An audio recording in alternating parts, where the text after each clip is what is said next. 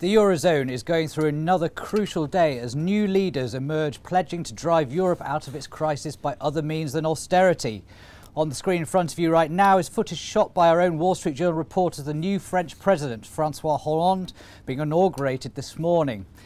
Afterwards, he's going to fly to meet the leader of the old guard, Angela Merkel, in Berlin.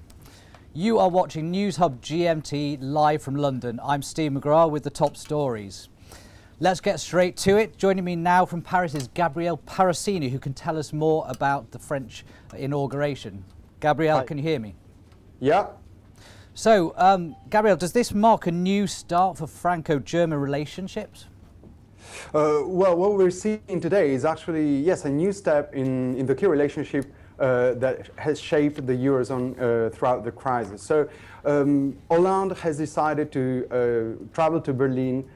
It's going to be his first official trip, and it's even going to be his first official act as president after the inauguration. Why is this important? Because we've seen Sarkozy and Merkel working together for 3 years now to make sure that the Eurozone could find a viable solution to the crisis. So they were the ones steering the ship through the tempest. And we are waiting to see whether Hollande is going to be able to do that with Merkel.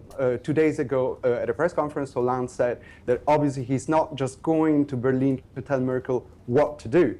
He's going to Berlin to find a way of working with the German Chancellor and to make sure that they can agree on a common position before another key date, which is May 23rd. During his election campaign, I mean, he made some promises which go completely counter to this. I mean, do we think that, you know, his election is going to change the outlook for the euro crisis? Because obviously his agenda is much more about finding growth than this constant austerity that Merkel has been pushing.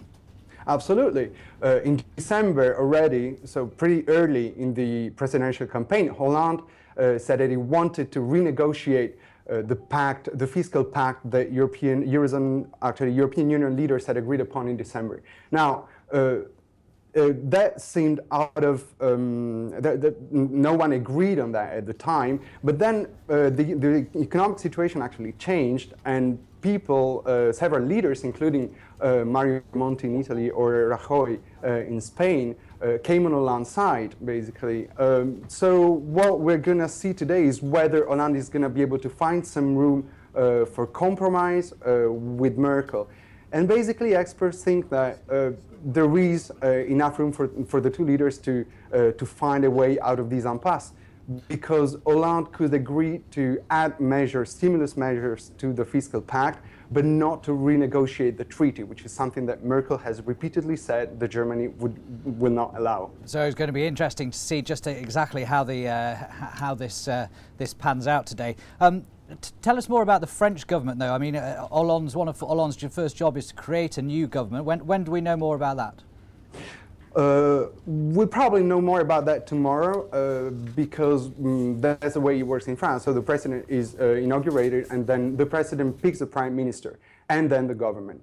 So tomorrow in the afternoon, we should be able to know who is going to be Hollande's prime minister. Why is that important? Because Hollande has pledged today in his inauguration speech, and it's not the first time, that he won't be a president like Sarkozy, meaning he won't be managing all the government policy, and it will actually give the prime minister room for directing the policy of the country. Gabriele, thank you very much. We'll have to leave it there. Thank you for joining me from Paris. Right.